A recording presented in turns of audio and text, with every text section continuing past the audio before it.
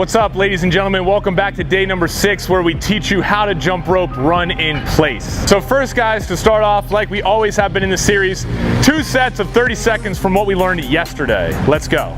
All right, ladies and gentlemen, so first we're going to start things off with practice. Remember, we're talking about jump rope mistakes, so what I don't want you to do is get all flustered. Mistakes happen, even to Brandon and I, every single time that we jump rope, guys. So we're working on, again, just this side swipe. So if you check me out here, instead of wasting a little bit more time, and I know it's only a little bit of time, but if you mess up, don't step over the rope and then get your arms back into swinging, because that can mess up your rhythm. What I recommend doing is exactly what I am right here, which is when I mess up, all I do is do a little side swipe to my right or left, and then I get right back into it. So this is a good transition move because it allows you to keep spinning the rope at a fast pace. So another round, here we go.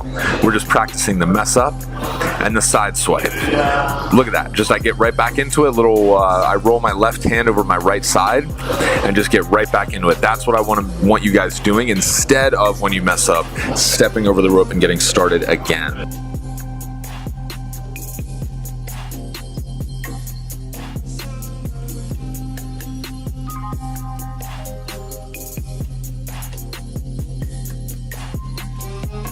All right, ladies and gentlemen, to start things off, we're gonna do fake jump rope run in place, meaning we're just gonna run in place, but what I want you to focus on is being very conscious of when one foot hits the ground, the other one's up in the air, and you swing the rope through with your imaginary hands and then switch it. All right, guys, we're gonna practice now the run in place with no rope. So the biggest thing I want you guys to notice here is it seems very easy, but actually it's not. People get this rhythm very messed up.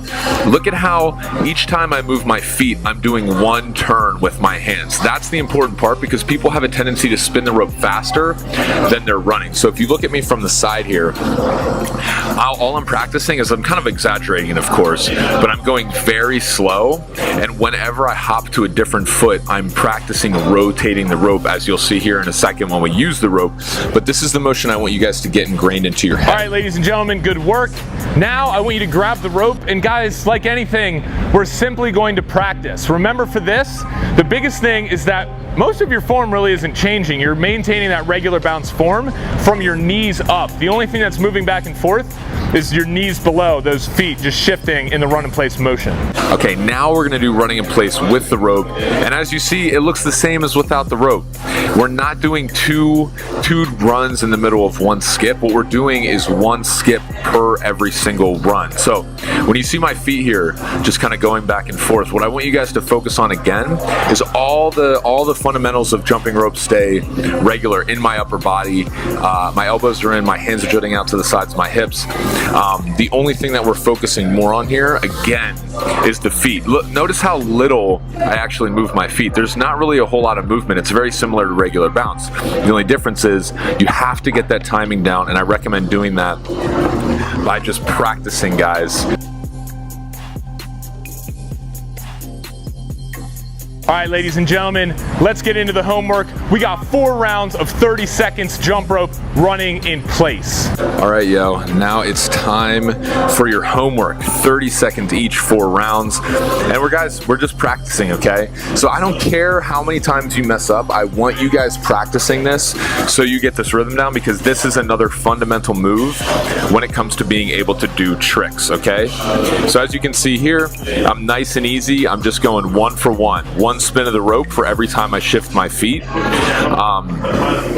And the important thing here too is not to get excited. People get really excited, and that's what causes them to do more than one run. They put down both feet with every turn of the rope. You don't want to do that, and it's just because people get excited to jump over the rope, when in reality you're landing on one foot and then slightly pausing. See that slight pause here as I go about this? Each time my foot hits the ground, there's a split-second pause, and when I jump off and the rope comes under for another rotation, that's the main key that I want you guys, that's the major key that I want you guys to understand here.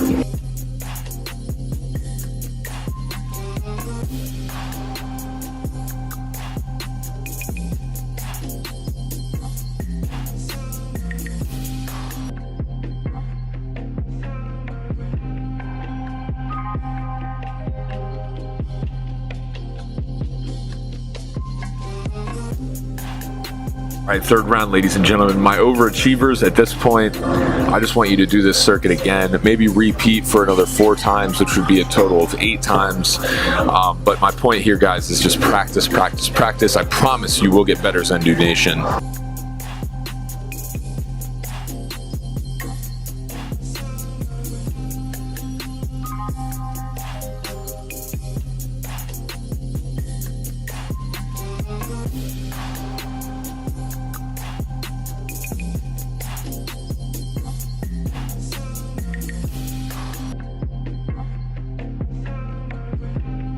And last one, here we go, guys. Try to turn up the speed a little bit too. If you find yourself saying, Dan, okay, well, this is really easy, I can do regular bounce, I can already do run in place, then speed it up. Go as fast as you possibly can and give it your all. Give it, intensity is the only way that the body's going to change. Remember that.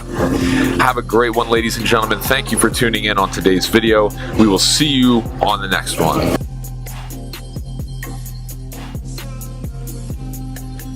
All right, ladies and gentlemen, so in video number 7 tomorrow, stay tuned, make sure to check that out.